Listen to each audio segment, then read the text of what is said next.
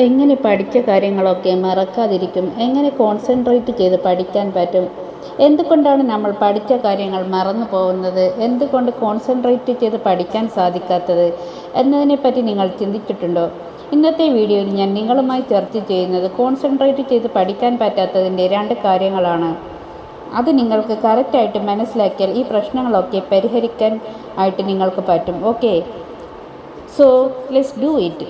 എന്തുകൊണ്ടാണ് നമ്മൾ പഠിച്ച കാര്യങ്ങൾ മറന്നു പോകുന്നത്? നിങ്ങൾക്ക് വളരെയധികം ഇഷ്ടപ്പെട്ട സ്ഥലത്തൊക്കെ ടൂർ പോവുകയാണ്. അപ്പോൾ അവിടുത്തെ വിഷ്വൽസൊക്കെ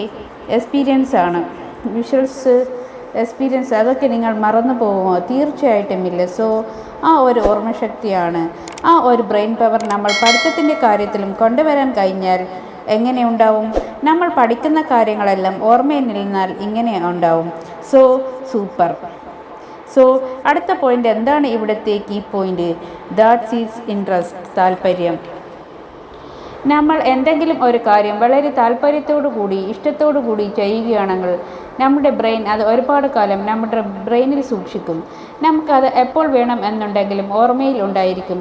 അതുപോലെ തന്നെ ഏതെങ്കിലും ഒരു കാര്യം തീരെ ഇഷ്ടമില്ലാതെ ചെയ്താൽ അത് തീരെ ഓർക്കുകയുമില്ല. ശരിയല്ലേ? സോ നിങ്ങളുടെ അടുത്ത ചോദ്യം എങ്ങനെയാണ് പഠിക്കാനുള്ള ഇൻട്രസ്റ്റ് ആക്കിയെടുക്കുക എന്നതാണ്. ഇഷ്ടത്തോടുകൂടി പഠിക്കാൻ സാധിക്കുക. സോ അതിനുള്ള ഒരു ബെസ്റ്റ് വഴി എന്ന് പറയുന്നത് നല്ല ഒരു ലക്ഷ്യം ഉണ്ടാക്കിയെടുക്കുക എന്നതാണ്. നമുക്ക് ലൈഫിൽ എന്തായിരിക്കണം എന്നുള്ളത് ഒരു പെർഫെക്റ്റായ ഗോൾ നിങ്ങൾ സെറ്റ് ചെയ്യുക.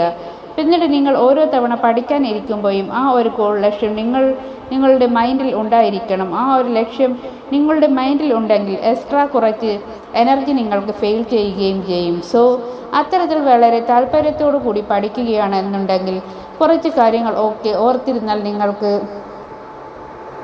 സാധിക്കും.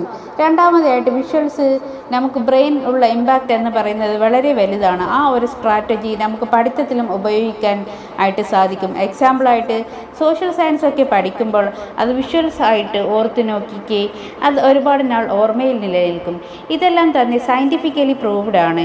ഇൻട്രസ്റ്റ്, വിഷ്വൽ, ഈ 2 കാര്യം പഠിക്കുന്ന സമയത്ത് നിങ്ങൾ യൂസ് ചെയ്യുകയാണെങ്കിൽ പഠിച്ച കാര്യങ്ങൾ കുറേ നേരം ഓർത്തിരിക്കാൻ സാധിക്കും. പഠിത്തത്തിൽ നന്നായി ഫോക്കസ് ചെയ്യാനും സാധിക്കും. ഓക്കെ.